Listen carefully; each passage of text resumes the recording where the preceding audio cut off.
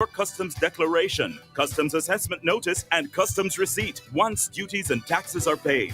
Where your clearing agent may not be able to provide the IM4 or IMS4, request your customs goods declaration registration number or C number, which can be used to verify your payments. Importers, request your IM4, IMS4, or C number. It is your right. For details, email the Jamaica Customs Agency at public.relations@jca.gov.jm. Jamaica Customs, keeping our customers in focus.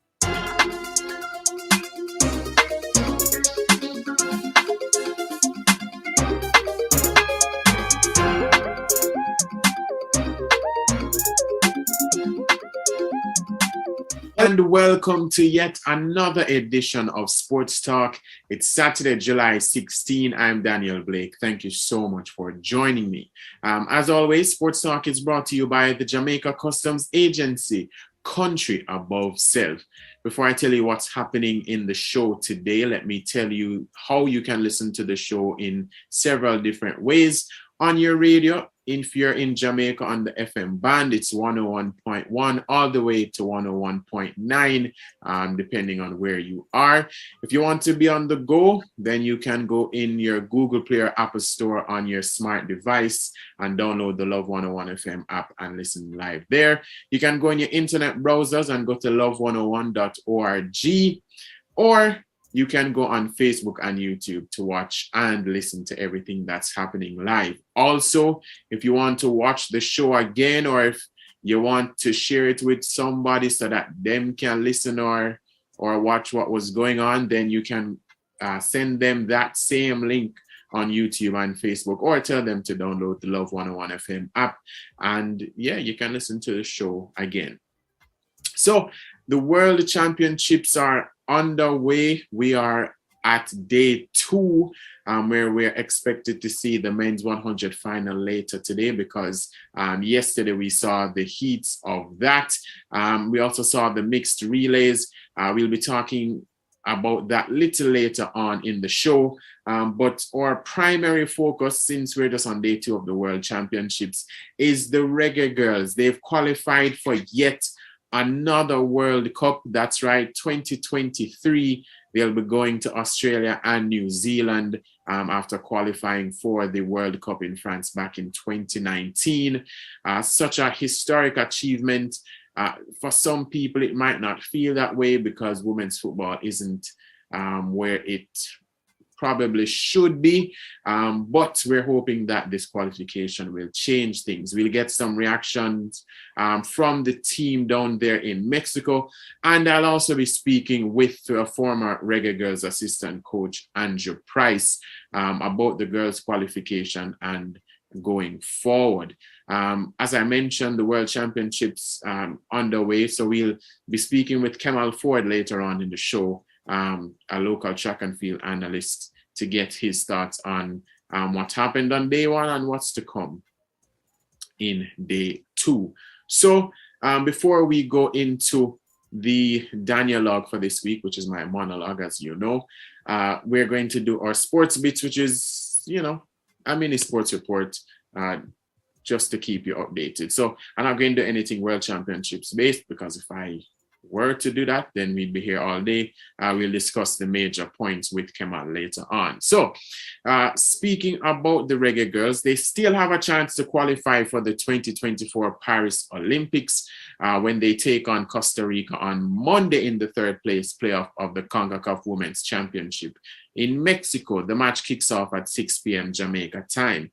If victorious, the girls would advance to the CONCACAF Olympic playoff, where they would take on either the USA or Canada, who will play in the final of the Women's Championship at 9 p.m.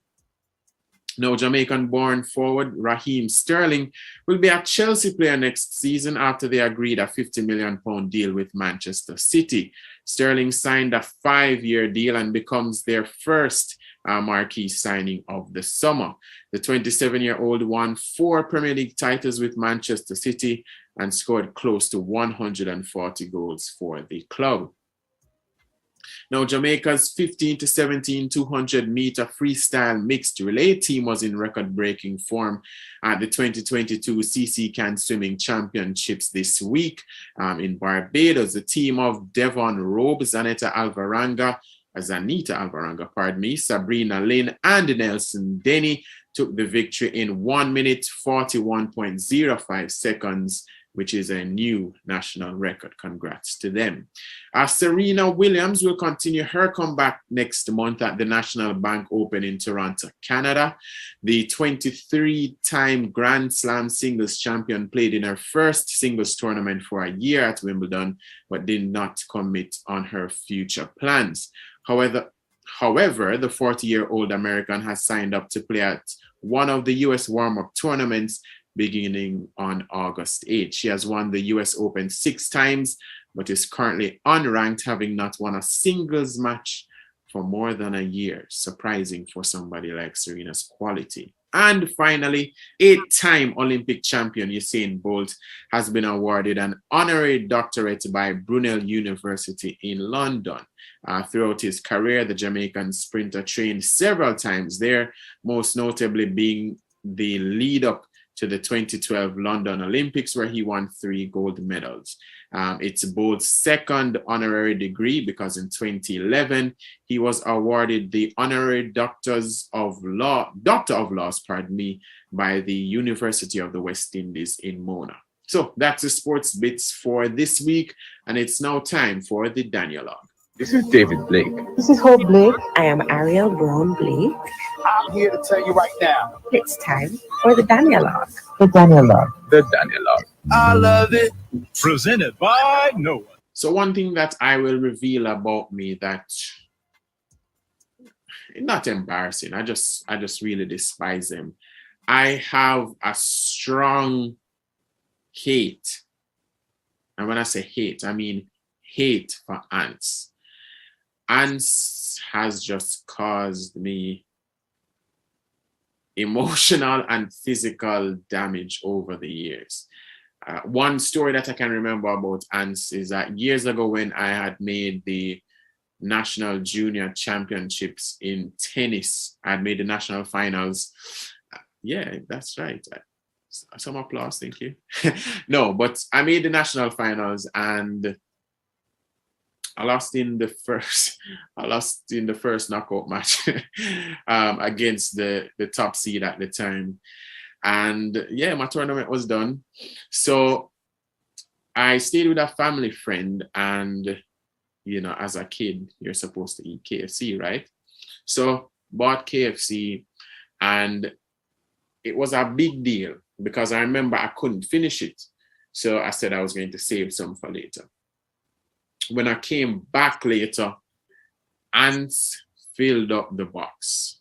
Like, the ants was eating out my chicken, my fries. It was so upsetting, and I threw it away. I guess I probably could have brushed it off, but it was like thousands of ants, like literally thousands of ants. And I've always had this hate relationship. No, not love hate, just strictly hate for ants. But one thing that I appreciate about ants is that ants, they are so together. They literally feed off scraps. But there are no selfish ants, even though I've never interviewed an ant before. When you see ants do their work, they're literally working together to bring a crumb, a bone, whatever it is. It don't matter how small it is, all those ants are going to work together so that them can eat. And I really appreciate that togetherness from ants, because they are thinking about the main goal. It's not just this one ant will eat or that ant will eat. It's all of them will eat off the scraps.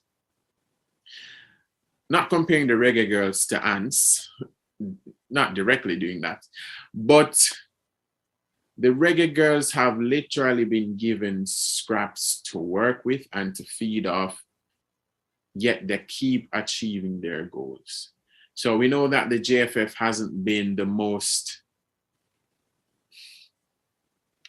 competent when it comes to leadership, as we've seen. And the Reggae Girlz have depended a lot on Ambassador Cedella Marley. But if you hear a lot of their stories and what they say in their interviews, and they often say that they're basically defying the odds, that them overcome this, them overcome that, because they're literally given scraps to work with, but them still achieve the major goal, which is qualifying for the World Cup. And their togetherness is just, it's just so amazing to see. Now, I don't know if them have no, rift in the team, but you would never know that. You know that you can probably see it sometimes from the Reggae Boys or in some other teams or whatever. You don't see that with the Reggae Girlz. All of them seem united, from Lauren Donaldson, his entire staff, the medical team, down to the players. Everybody seems to be working together. And that's something that's really special, in that they aren't given a fair hand, but they still thrive. There was the coaching situation that them never really want with Vin Blaine, and the JFF said, well, we're not going to fire him, but fortunately Vin Blaine had some self-respect and decided to resign. They didn't have any real camp. They went to camp very, very late, and it was Coach Donaldson who said, come to my academy and we can work there. They never have no warm-up practice matches so that they could be competition fit. They literally went into the CONCACAF Women's Championship having last played back in, I think it was February, right? So imagine having all those odds against you with limited financial support, limited fan support, because not a lot of Jamaicans would fly out to watch the girls in Mexico, but them still did the job, and they're going to yet another World Cup. And if you ask me, this is probably one of the greatest achievements in Jamaican sports. These girls keep defying the odds. I know I sound repetitive, but just think about it. Them just keep defying the odds. So like those ants that weren't given much to work with, they work together, and them all eating well. And the Reggae Girlz will now be able to sleep well, until 2023, when the World Cup starts. But congrats again to the Reggae Girlz. They've been absolutely superb, and we can't wait to see them at another Women's World Cup. So that's my Danialogue for this week. Speaking of the Reggae Girlz, we will hear from some of them, Coach Lauren Donaldson and former Reggae Girlz assistant Coach Andrew Price, right after the break. So stay with us. The world is full of job opportunities locally and overseas. Let us bring them to you. Register now at Distinction College, located at 26 Hagley Park Road, Kingston, 6 Nugent Street, Spanish Town, and Ocho Rios. In 2 to 3 months, earn local and international certificates in housekeeping, food and beverage, food preparation, receptionist, and customer service. Qualified to work in hotels, cruise ships, restaurants, and businesses worldwide. No subjects required, no age limits, no entrance test. Day, evening, and Saturday classes begin very soon at low school fees, easy and flexible payment plans. Call us 356-4167. Importers. Shipments requiring you to pay customs duties and taxes are cleared on a customs goods declaration, known as an IM4 or IMS4. Ask your clearing agent to provide your customs declaration, customs assessment notice, and customs receipt once duties and taxes are paid. Where your clearing agent may not be able to provide the IM4 or IMS4, request your customs goods declaration registration number or C number, which can be used to verify your payments. Importers, request your IM4, IMS4, or C number. It is your right. For details, email the Jamaica Customs Agency at public.relations@jca.gov.jm. Jamaica Customs, keeping our customers in focus. It is 1:15 on the Sound of Love. Natural, fruity, refreshing goodness in a bottle. It's Clarendon Blends Natural Juices, packed with vitamin C and fruit-delicious goodness. Try one of our exotic flavors today: pineapple grapefruit, sorrel mango, guava pineapple, and mango pineapple. Clarendon Blends Natural Juices, refreshingly flavorful. Manufactured by Taiju Company Limited, Palmer's Cross, Maypen. Hi, I'm Chris Tufton, Minister of Health and Wellness. July is Healthcare Workers Appreciation Month, and I want to salute all our healthcare workers for their work, especially during the heights of the COVID-19 pandemic. You are the vanguards of our health, and I have experienced firsthand your commitment, service, and sacrifice. Thank you for all that you do. On behalf of the Ministry of Health and Wellness, the government, and the people of Jamaica. Enjoy your special month. God bless. A message from the Ministry of Health and Wellness.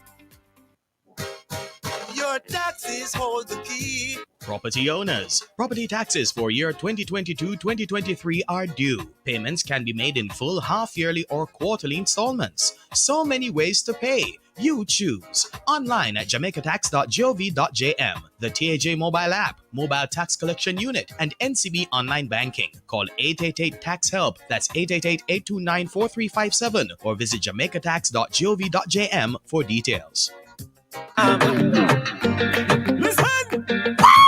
This is Orville Sutherland, and guess what? I am repping for Love 101's I Love Summer Road Tour. And guess what? They'll be live in Maypen, Clarendon at the Old Police Station this Saturday, July 16, from 2 p.m. to 5 p.m. You can't afford to miss it. Come and see Sister Fake, Jody and Punch, and yours truly, Orville Sutherland. Listen, bring the entire family. We've got a kiddies village.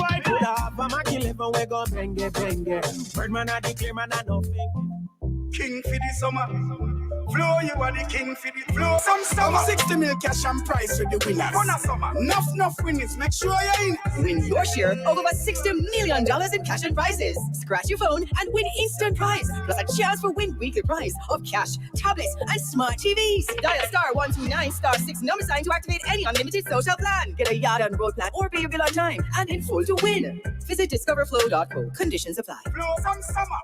Fun a summer. 60 mil cash and prize for the winners. Some summer. Enough winnings. Make sure you're in. The king said that. King for the summer.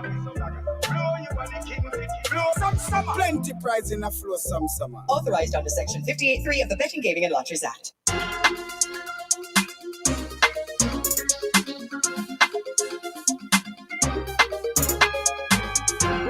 To Sports Talk here on Love 101. So as I mentioned at the start of the show and in my Danielog, the Reggae Girlz will take central focus after qualifying for the World Cup yet again. People thought it was the group of death with USA, Mexico, and Haiti. But in their first game, they beat Mexico 1-0. They did get hammered by the US 5-0.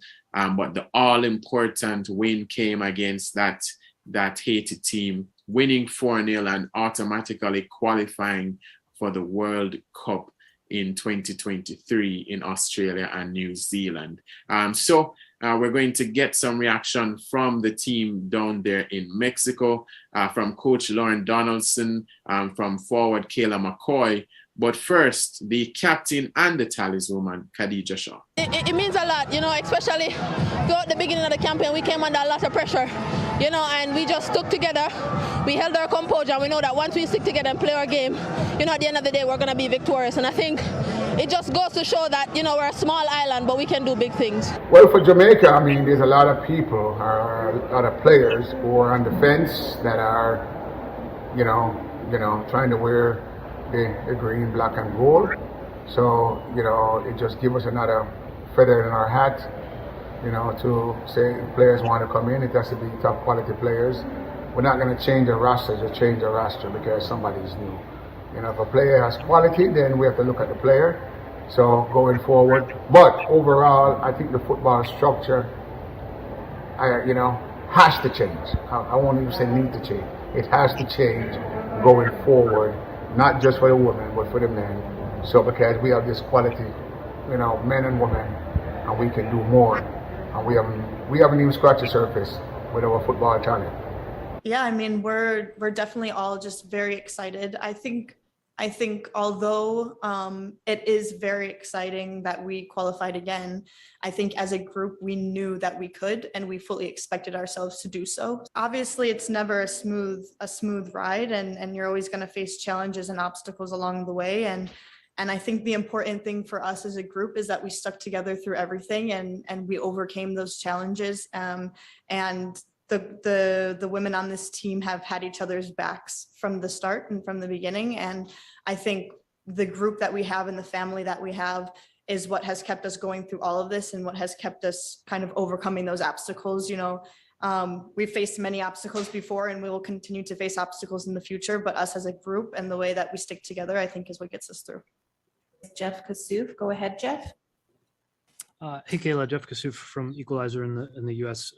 Just wondering, maybe on the celebratory side, I guess, obviously into the World Cup now, what's it been like having some of that support from, Cedella Marley, I guess, specifically, who's been around for, doing that for a couple cycles now, and even, I guess, what's it been like to hear the official anthem of the tournament being, Skip Marley with that kind of cool song with playing in the stadium every time for you all? You feel like it's a little bit of a home game, maybe?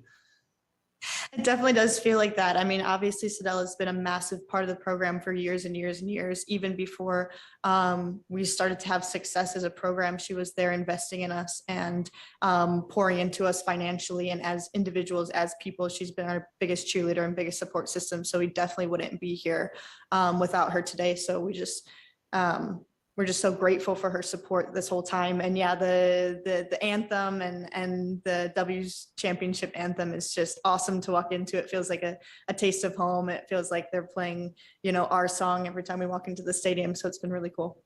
Now that we've qualified for back-to-back World Cups, what additional support is needed to take the team to the next level? Yeah, I think, obviously this organization and the federation has taken us really far, and we as players have achieved so much, but I think there is still so much investment and so much support and backing we need. I think it's really great that the country of Jamaica has just been so supportive of us, and they've been our biggest fans throughout this whole entire process. So just continued support from them. And just like the investment from Cedella has been massive, as I've said previously, but there's so much more that we can, there's so much higher levels that we can reach with even more investment from back home. And so we're kind of excited to see what comes from us qualifying again, because not a lot of people thought we could do it again. So in doing it again, I think it kind of solidified us into this position. And now people will know that we're for real, and we'll begin to invest a bit more. Striker Kayla McCoy there. Previously, you heard head coach Lauren Donaldson and striker and captain Khadija Bonnie Shaw.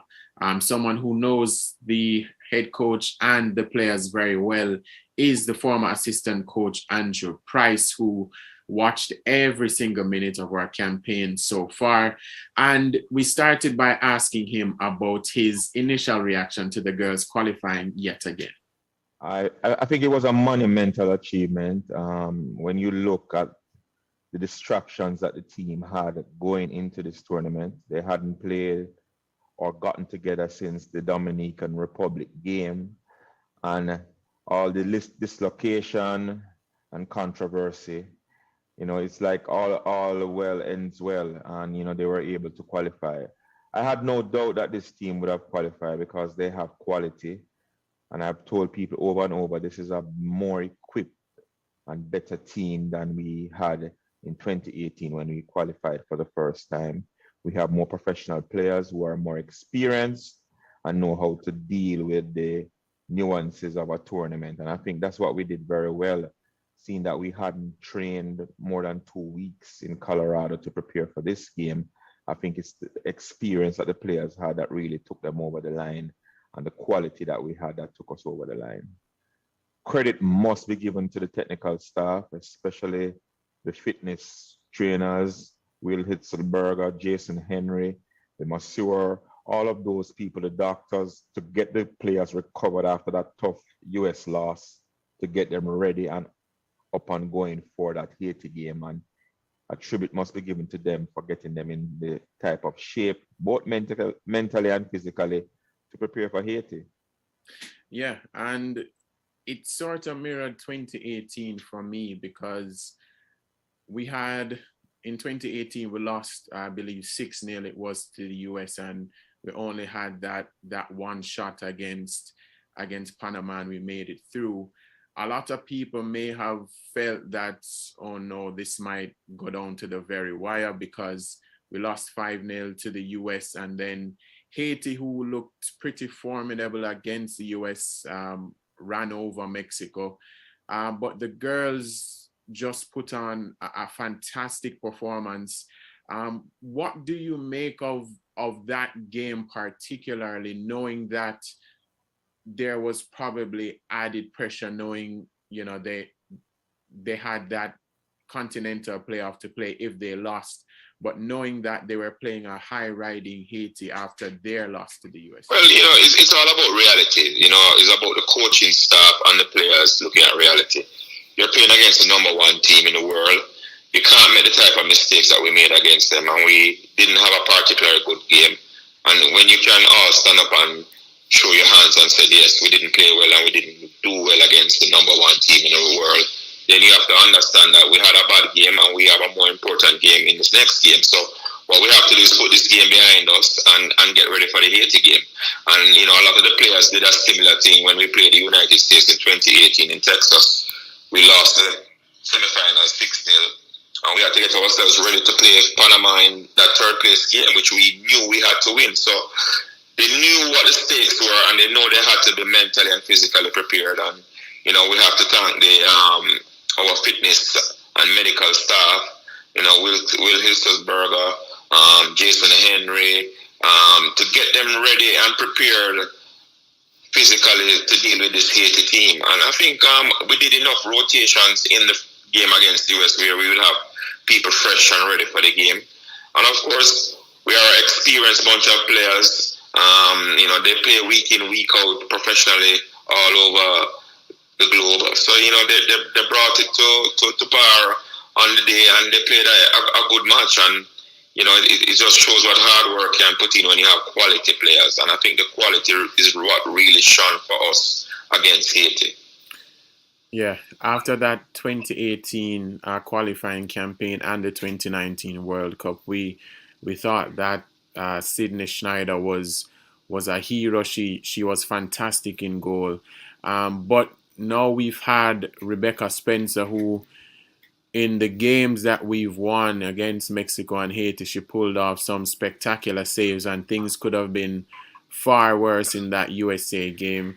How impressed have you been with her? Because sometimes goalkeepers, especially when they're under a lot of pressure from the opposing attack, they can crumble. So how impressed have you been with her campaign this time around? Without a doubt, I think Rebecca Spencer has been the goalkeeper of the entire tournament. When you look at all the teams together and see the type of work that Spencer has put in, she has really shown her worth. And I believe she's a godsend to the Jamaican team. And, you know, we have two good goalkeepers in herself and Sydney Schneider. And, you know, for her to dislodge Schneider is no mean feat. But she's a quality goalkeeper. She plays in the English League for Tottenham Hotspur, where she's a #1 keeper, and you can see her quality. She's also a leader off the field and gets the team going and get them G'd up, and, you know, she's a real trooper. And, you know, all credit must be given to her. You know, even when we are under the cosh, she stands up and be counted. She's always shouting, giving instructions, and she has made several breathtaking saves throughout the entire tournament. And if you ask me if you wanted a player of the tournament of all the teams, it would be Rebecca Spencer. Yeah, I certainly would agree with that. Khadija Shaw with the winner against Mexico, 2 against Haiti, performing yet again. We all know that she's special, but what does it say about her, knowing that she's always under the spotlight, always under pressure? Even we spoke about it before the campaign had gotten going. To be under the spotlight all the time, but still deliver when it matters. To whom much is given, much is expected. And I think Khadija understands her responsibility as the captain and the tallest person for the team, the person who is entrusted with getting the goals, the person who is entrusted to be the match winner. And she will always step up when it's necessary. She's a quality player. And once she gets the requisite support from the rest of her teammates, that will only make her better. But, you know, she's a quality player and she will always step up when it is required. And she can be a game changer. The team knows it, the coaching staff knows it. And, you know, it's just for her to get the type of supply that she needs. And, you know, she had a wonderful game. You know, she provided an assist and got 2 goals in the game against Haiti. So, you know, up to last night, she was tied for the leading goal scorer for the tournament. So all credit must be given to Khadija for leading the team. Yeah. Speaking of the coaching staff, as you mentioned at the start, preparations weren't ideal in terms of, you know, the camp late. We didn't have any practice matches and fitness was a real issue. How much credit should Coach Lauren Donaldson get coming in last minute and being able to carry these girls to a second World Cup? I think himself and the entire coaching staff must be given all the credit. You know, when you look at all the dislocations that we had prior to the tournament, we only got into camp 2 weeks before going to Monterey, and you know, we went to Colorado to train at Donaldson's camp, and I think that he facilitated that with the ambassador Sidala Mali to have that very quick camp. And even during the camp, he was a bit concerned with the level of fitness. But you know, there's a thing called muscle memory. Once you get those muscles going again, you know, it was up to the technical staff and the fitness staff to get them in the possible condition. And you know, we had to prepare them for the entire tournament. So it was one of those things where they started to play themselves into shape. They got off to a good start against Mexico by winning that game 1-0. And then, you know, like I said, we didn't play the US game the way we should have, because what we should have done is prevented them from scoring early. They scored early and we were always behind it after that.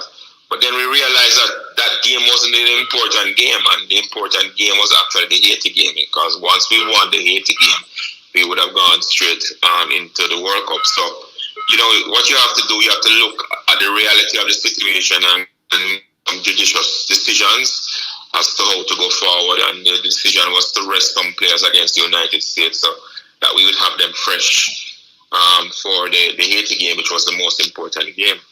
And it paid off. Yeah, it certainly did. You have been around the team with some of these girls. Even with a lot of the new players coming in, the team spirit seems to be extremely special. From an outsider looking in, there seems to be complete unity compared to maybe other national teams, male national teams, and so forth. Like, when you were there and from what you see, how do you think, like, they keep that team spirit there? Because in a very competitive sport like football, it's really hard to keep that up all the time. But as I said, from an outsider looking in, it seems like that is always there. You know, one thing, though the women are competitive and everybody wants to start and everybody wants to be always playing, they are very supportive of each other. And I think it's the level of camaraderie that they have amongst themselves, you know. Even the players that were born in Jamaica, the US-based players or the UK-based players, when you come in, you're adopted as family, you're adopted as part of the group, and it's all about all for one. And, you know, it's really good that we have the type of players that are not only good on the field, but they're also good off the field in the way they correspond and communicate and interact with each other. And it's really a family affair. And even as an outsider, if you were to go into the camp, you would understand and see it where you see how they interact with each other. It's really a family affair, and it's their family away from their family when they're in camp. So they're actually very close and they defend each other. Even in the goalkeeping era, where you have people like Sidney Chide and Yaslin Jameson, they're all competing to be number one. I mean, they know that Rebecca is the number one keeper, but they all work together, support each other, and the camaraderie is good. And though it's competitive, it's always in support for the best of the country, and that's good. And that's one of the things that I think that makes a bit of a difference with this national team. And also Sidella Marley, who no matter what happens, she's always mentioned by the players, by Coach Donaldson and the staff. She's been there. How vital is it to have someone like that who is extremely committed to the program? It's very important, and especially when we know we have a federation that is cash-strapped and unable to do things that they should be doing. It's good when you have an ambassador such as Sidella Marley who was committed to the program and will go out of the way to ensure that the girls are comfortable and are able to be in a zone where they can only think about football and there are no distractions outside of football. All they have to go there and do is perform. And I think that's what she has done over the years and she continues to do. She's really, the word fits her well, ambassador for the women's program, because that's what she is, She's able to get things done, able to put things in place, help with the financing, whatever is really required to have the comfort of the girls. That's our priority, and she keeps doing it over and over. And no simple credit must be given to her. She must get all the accolades that we deserve. We wouldn't be going to the World Cup if it wasn't for Sidella Marley. I can just tell you that flatly. Yeah, that seems pretty evident, and the JFF haven't taken the women's program seriously, if we're being honest. There hasn't been a women's league for quite some time, and even when there was a restart, not enough was done for it. Now that we've qualified for yet another World Cup, do you think that the JFF will now wake up, or are you expecting the same old, same old?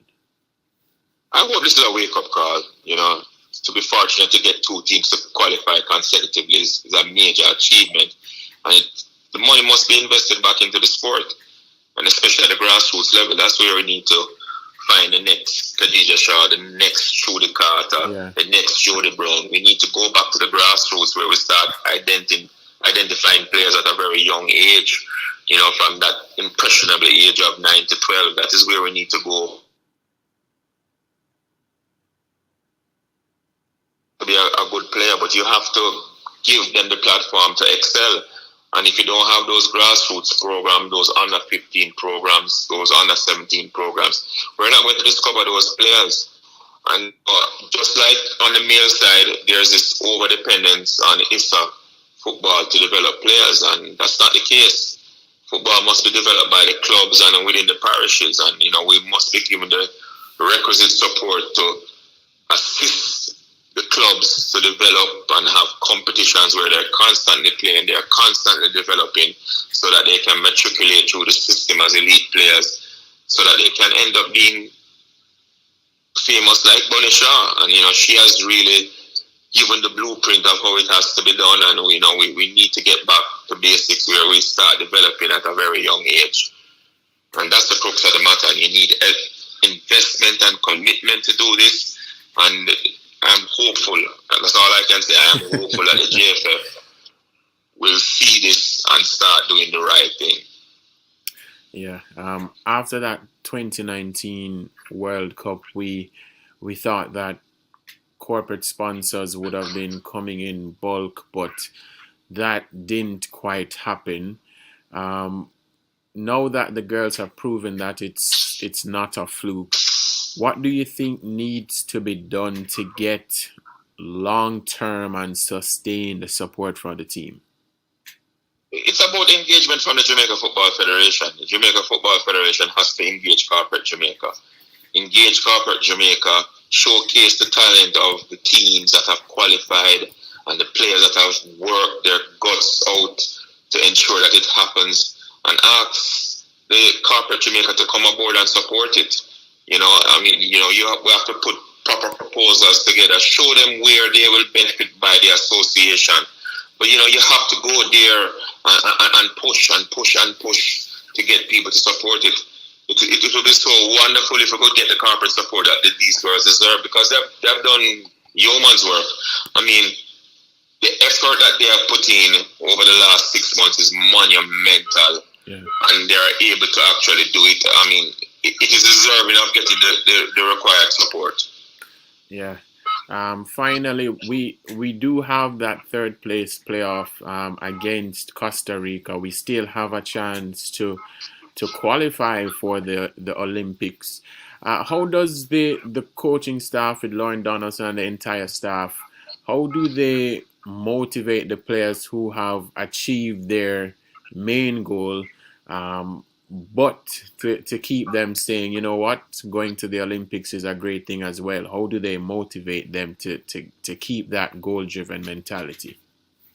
Well, it's the ultimate prize. They have already qualified for the World Cup, but Jamaica has never been to the Olympics. So winning that third place team, almost guarantees you're going to the Olympics. And I'm sure the girls in the back of their heads would want to go to the Olympics. So it's that opportunity.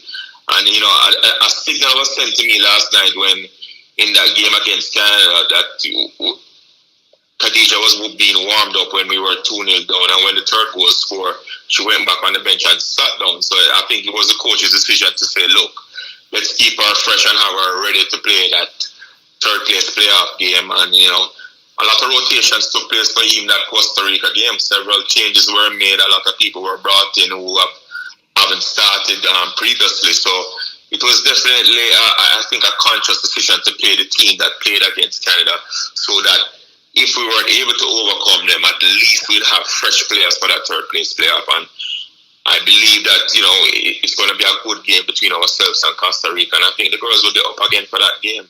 Former Reggae Girlz assistant coach Andrew Price talking about the Reggae Girlz qualification to yet another World Cup. Congrats to the girls, and remember, again on Monday they play Costa Rica in the third place playoff, hoping to qualify for the Olympics in 2024. We go for our final break, and when we come back, we'll be joined by track and field analyst Kemal Ford as we touch on the World Championships in Eugene, Oregon.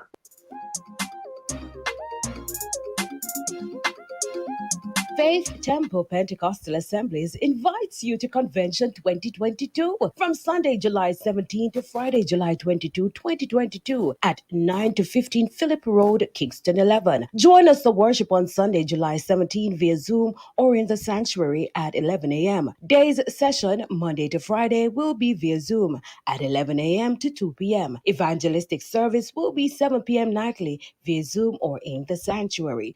Come with your praise. A blessing awaits you. Make an impact on your career. Earn real money. Get 3 to 4 local and international certification in practical nursing and early childhood education with free CXC or CAPE subjects in 6 to 12 months at Distinction College, located at 26 Hagley Park Road, Kingston, 6 Nugent Street, Spanish Town, and Ocho Rios. Earn global certificates in 3 months in geriatric nursing, phlebotomy, childcare. We have the lowest school fees around. Classes begin very soon. Call us 356-4167. Excuse pause me cellular phone. Pull out me Digicel SIM card alone. With the golden SIM me a flourish. Win a weekly 1 mil for your home. You could win $1 million in the Digicel Golden SIM promotion. To enter, just top up, activate a plan or any other qualified action. Check the first 18 digits of your SIM card. Then visit Digicel's social media pages or the My Digicel app on Tuesdays to find out if you have the Golden SIM for the week. Call 876-619-5000 to claim your prize. Text 142 to 137 for more info. Authorized under Section 58.3 of the Betting, Gaming and Lotteries Act. Natural, fruity, refreshing goodness in a bottle. It's Clarendon Blends Natural Juices, packed with vitamin C and fruit-delicious goodness. Try one of our exotic flavors today. Pineapple grapefruit, sorrel mango, guava pineapple, and mango pineapple. Clarendon blends natural juices, refreshingly flavorful. Manufactured by Taiju Company Limited, Palmer's Cross, Maypen. Jamaica, it's time to find our 2022 Gospel Star. Your votes will help decide the 2022 winner. Watch the show this and every Sunday live streamed on the Jamaica Cultural Development Commission's Facebook and on YouTube JCDC Jamaica channel at 6 p.m. Remember now, vote for your favorite and watch the grand finale on Saturday, July 30 at 6 p.m. Let's lift up the praise and find our new Gospel Star. Sponsored by Passport Immigration and Citizenship Agency, PICA, and Shirley.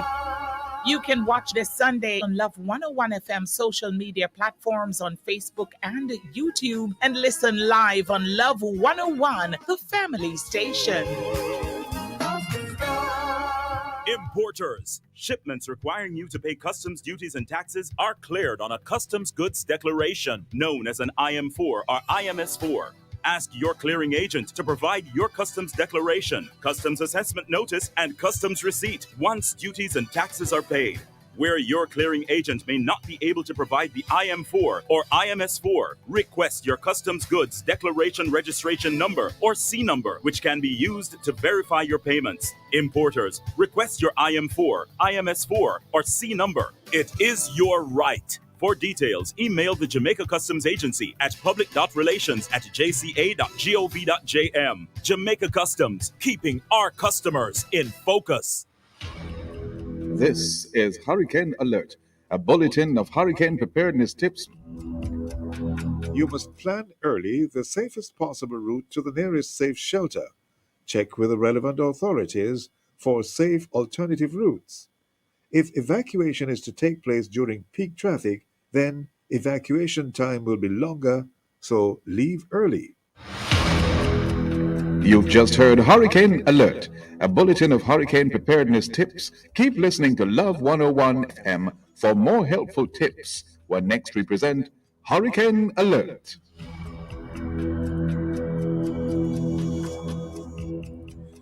147 on the family station, Love 101.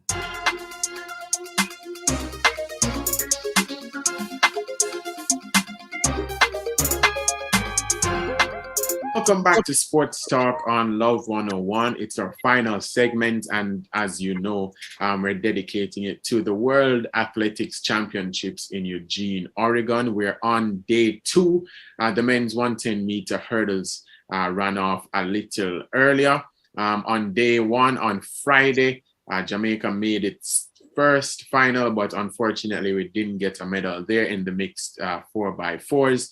We saw Oblique Seville, Johan Blake, and Akeem Blake in the men's 100 meters advancing to the semifinals. And the final is later tonight. I guess you could say one of the major finals, first major finals that will go ahead later tonight. We'll also see Shelly-Ann Fraser-Price, Elaine Thompson, Hira, Sharika Jackson, and Kemba Nelson all compete in the heat of the 100 meters. And we have so much more that's going on later this evening. To talk about that, I was joined by Kemal Ford, a local track and field analyst. And we started by talking about Jamaica's performance in the mixed 4x4s and if he was happy with the team's execution. Jamaica could have done much better than they did, in the sense that some of the events, like most of these persons who are running in the mixed 4x4, oftentimes 400-meter runners are 400-meter hurdlers, and the 400 meters and the 400-meter hurdles are later on in the program, so they basically have enough time to recover. So even if, for instance, they would have to run 2 solid rounds on one day, they would have enough time to recover, as we saw yesterday what Dominican Republic did with Paulina. Paulina had to run both rounds, and Paulina had to run the 400-meter in the week coming as well. So Jamaica, overall, Jamaica could have gone better because you had some big guns. Like you can say, Netherlands pulled out Femke Ball, 400-meter hurdler right there. Jamaica could have pulled out one of the leaders and gentlemen who made the individual pool. Honestly, my suggestion would have been for yesterday, in order for Jamaica to possibly medal, could have possibly carried in someone like a Cherokee Young, carrying someone like a Jenny Russell, carrying someone like even a Christopher Taylor. And I would say Kwame Bartley did this thing. He was the only person I can say I wouldn't have taken off that team. However, Jamaica did not match up to expectation because the splits were somewhat disappointing, because We had a 46, we had a 44, 40, 46, 44, and a 50 point and a 51 seconds flat split. Like that is in order for Jamaica to medal, in the sense that Jamaica should have possibly hoped it possibly a 45.2 split or something there about, with a woman running at least a 50 point high, 50.5, 50 point mid there about. Then come to the next man running possibly a 44.8, 44.7 there about, and then we could possibly anchor and say, hey, go out there and try, tell the anchor league runner to go out there and run a 14 and a 48, because Jamaica did put quality athletes out there like a Stacey Williams. Stacey Williams ran 48.8 in the NCAAs and at Texas relays earlier in the season. However, it was just not there for Jamaica yesterday. Alison Felix, her final race, a lot of people thought it would be gold. Didn't go that way, but just to talk about her entire career, what do you make of, Alison just as that super athlete? Alison, as you said, is that athlete. You could call upon her to run a good 100 on any given day, a good 200, a 10.89 lead. She was a 10.98 lead on her best day, a 21.69 200 meter and a 49.26 200 meter on her best day. Wanted, honestly, as a fan of hers, I wanted her to get that gold medal, just to get that Cinderella effect. However, with Team USA never handled their things better, because I would think like, yes, they have big guns like a Sydney McLaughlin and a thing more, and they possibly have persons, even a 400 meter hurdle like even a Shamir Little has run 49 for the flat four already, so they didn't go the best team. Was happy to see Alison Felix out there ending her career after making every team since 2003. And honestly, I can say Alison Felix was a gift to the sport, and we can only try to understand that athletes, not only Americans, but other athletes, can come and try to live up to the legacy. Understand the fact that, hey, you don't have to stick to one event. You can possibly multitask, like you see Asherika Jackson doing right now. And honestly, as a fan of hers for most of my life, all my life actually, I will miss her, and I want, at the end of the day, I want her to stick her in the sport in some way, shape, or form. As you can see, she's working, for advocating for athletes, maternity rights, and we can see the situation where women are not that scared with the likes of Shelley and her getting pregnant and coming back and show that yes, it can be done. Yeah. Let's move on to the men's 100. That final is later tonight, but as you know, we have the semis to get there first. Oblique, Seville, Akeem Blake, and Johan Blake looked relatively easy in the heats of their events. After seeing those heats, let's say that they do make it to the final, who do you fancy the most out of the three? Or do you see any of the three possibly getting a medal, especially with how the Americans looked, including Fred Curley, who probably shocked everybody with that 9-7 in so early in the event? All right, so Fred, let me just start off by talking about Fred Curley. Fred Curley has been somewhat that athlete since, I call him Mr. Unorthodox, in the sense that switching from the 401 to running sub 10, running sub 20 isn't normal, especially consistently. Like Wade Van Niekerk has run sub 10, run sub 20, but not consistent as Fred Curley. 9-7 with Fred Curley, I liked the performance, but I didn't like it for the round, in the sense that he could have easily went out there and possibly jog at 9.90 and just call it a day, shut it down from early. Fred Curley looks to be the favorite. Jamaica, on the other hand, with Oblique, Seville, Akeem Blake, Johan Blake. All right, let me start off with Akeem Blake. Akeem Blake, youngster, 20 years old, doesn't have that much experience under his belt. He got up well yesterday. Like, he got up well up until 60 meters, and Marvin Bracey came in the end for him. I see if Akeem Blake can possibly, I think he's probably a mental block for Akeem Blake, in the sense that if he's like go out there and say, hey, he can do this thing, I think he can put. I see him in the final once he gets out that mental block and understand the fact that, hey, you have trained for this. The other men do not focus on himself. So even if he lands up against somebody who has a medal, who has run faster than him, who run their own race, and I think that's what happened to him. He didn't run his own race, and he saw Bracey pass him last set, and he kind of got nervous right there, getting to the finish line. Second person now, Johan Blake. Johan Blake looks good, but I wouldn't say great in the sense that has been consistent this season, run sub 10 all the runs at national championships. Didn't expect a sub 10 from him last night, to be honest with you. Tobago world junior record, kudos to him on that. However, Johan Blake I think Johan Blake has a middle lane in the semi-final, so he should be in the position where he is pressured and just to be able to focus on himself. He has done this before, so it shouldn't be a problem for him to advance to the final. However, the better person, I'd say better Jamaican yesterday was Oblique Seville. Oblique Seville running 9.90, beating the Olympic champion Marcel Jacob, who hasn't been looking that good all season since indoors. Oblique Seville shutting it down from probably about 85 meters there, about last 50 meters, he cannot just cruise to the finish line. Oblique Seville right now is our best hope for medals, in the sense that he trains, his coach is the legendary Glenn Mills, and the thing about it is he has experience from last year Olympics, and we can see even at the national championship he knows how to run rounds now. That's the thing. Like even his coach was saying last year that he wasn't able to run rounds properly, and he thought that he would have actually went to the Olympics and possibly run a personal best in the semi-finals, and in the final. However, Oblique Seville run rounds and understand the fact that he too do not matter who is in the finals with semi-final, we just focus on himself and know the fact that hey, this is his chance now to actually medal. However, in the sense that if Johan Blake fixes himself and look like Johan Blake at national championship, he should possibly be there to upset. However, still have to pay attention to Marcel Jacobs, Ferdinand Omanyala, Trevor and Brunel. Those men are coming with their A game as well. Yeah, can't wait for that final. Speaking of the sprints, the heat of the women's 100 also gets underway later today. Shelly-Ann Fraser-Pryce, the reigning world champion, Elaine Thompson Hira, the reigning Olympic champion, Shericka Jackson, our national champion, and also Kemba Nelson.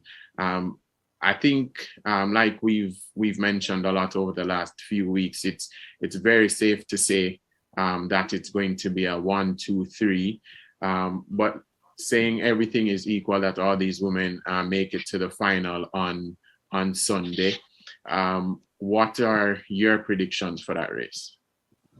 Okay, so looking at everything so far, like I said this on my Twitter recently, that as relates to everything or women, I don't believe that any American woman rather will make that final, because Really? it's going to be tough, because in the sense that the most consistent American who has been making finals for the past 2 seasons, it was Tiana Daniels. However, she didn't make the US team this year. All these ladies are first timers for USA. You have Tonisha Terry, Melissa Jefferson, NCAA champion, and you have Alia Hobbs as well. As relates to Jamaica though, Jamaica shall decorate half the field again, just like as we did in Berlin 2009. 1, 2, 3 is possible. However, it's going to be a situation where who wants it more. All these ladies have run consistent 10 on average 10 sevens, and it's there. Honestly, I do believe that a 10-5 is possible for tomorrow, but it comes down to who wants it. Looking at everything, Shelly-Ann Fraser-Pryce is the least race this season.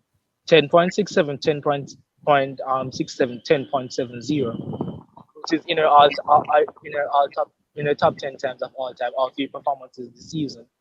For someone like Shelly-Ann has experience, and Shelly-Ann is looking for number 5 at 35.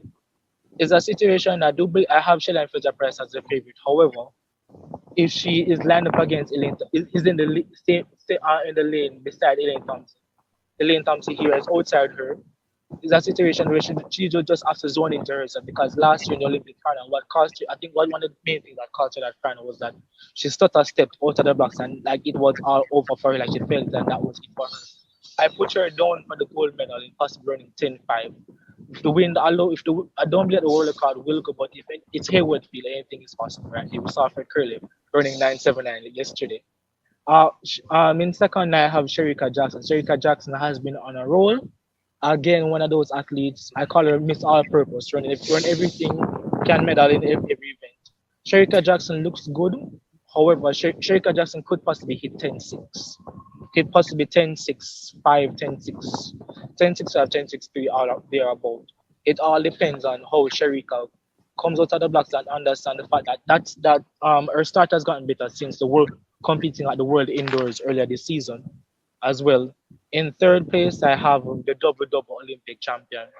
Elaine Thompson here hasn't been looking like close to Elaine Thompson here like last year pre-championship. Last year pre-championship, even though she came third at national champion, that Olympic trials, she looked better. She looked better, and she basically looked more free. And honestly, I do believe that if Elaine 2021 comes back, it's over. It's over. Like probably like other shift. However, at the end of the day, is that I have Jamaica going in that order. Potential upsets, and the upset is kind of like cliche at this moment. However, you have to look at persons who have been making finals over the years. Monjiga Kambunja of Switzerland, Maria Jose Talu, who knows how to run rounds and make a final. Daryl Nita has been more consistent than her countrywoman. Dina Smith, I expect her to be in the final as well. We can't forget our Caribbean girl, Julian Alfred, former St. Catherine High School, represents St. Lucia. She could potentially make that final as well. And the Caribbean could possibly have roughly 5 ladies in that final. Last time, the Caribbean had 6 women in the finals in 2009 with Debbie Ferguson, Chandra Stirrup of the Bahamas, and the 4 Jamaicans in Aileen Bailey, Shelley Ann, Veronica, and Karen Stewart. Yeah, that is certainly the race to look forward to. We do have a competitor in the 1500 meters for women, Adele Tracy, who switched allegiances.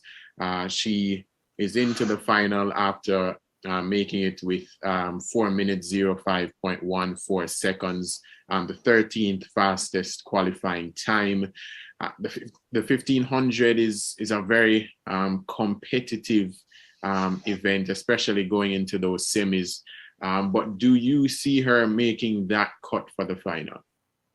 Honestly, the 1500 meters, this is a very competitive event. When you think about the likes of Faith Kipyegon has been flirting with the world record for the last 2 seasons.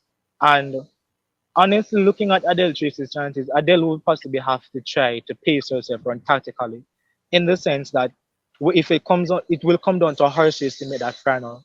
Once she stays composed and understand the fact that hey, it's time to run her heart out, then she'll possibly make that final. I see potential will make that final. Medal, highly doubt it. However, making the final would be good enough for her because most of these athletes, like, as you can see, will probably not ranked in even the top 10 in the world. Their main goal is the Commonwealth Games. Just Jamaica will possibly dominate more than the World Championships. Yeah. So the men's long jump, we do have a shot at getting a medal there, despite Tajay Gale not registering a mark, as we all know, due to injury. Wayne Pinnock will contest the final later on. He qualified with 7.98, but only 2 jumpers got over that 8.15 qualifying mark. Should that give some confidence to Wayne to possibly, make the podium, knowing that no one on Friday's opening day was at their best? Possibly yes, in the sense that, as a lot of persons have said, that Hayward Magic, at Hayward feel right there. You have Wayne Pinnock. Wayne Pinnock did win the NCAAs there a couple of weeks ago. He's used to this track. It's something. This is basically that is like being at the next door neighbor's house.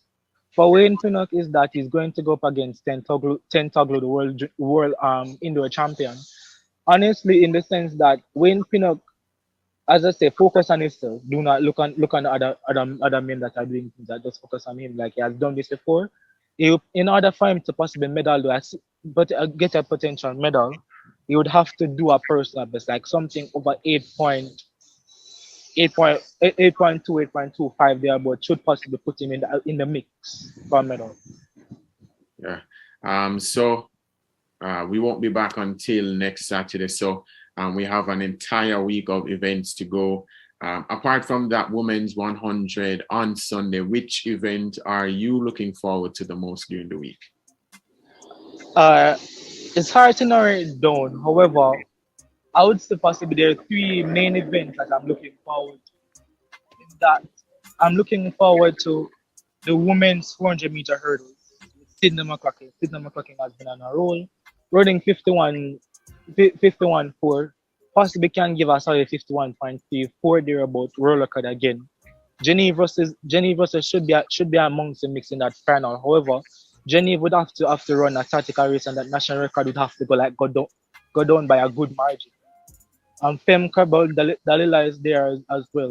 Those are the ladies most likely contesting for a medal. However, if Jenny Russell runs her own race, I think she could possibly be an upset on that day. Next event I'm looking forward to as well, the men's 400 meters. In the sense that Stephen Gardner there, we have our Caribbean man in that of Kieran James has been consistent. Grave disease coming back Olympic medal last year. They are the Americans in Mike and Norman. I do have Kieran James possibly winning that race in the sense that Kieran James is someone who knows how to run rounds. I've seen it time and time again. Run rounds, make finals, get medal, and that's his thing. The thing about it is though, Kieran James will possibly have to run a PB, so somewhere 43.5 there, but could possibly land in that gold medal.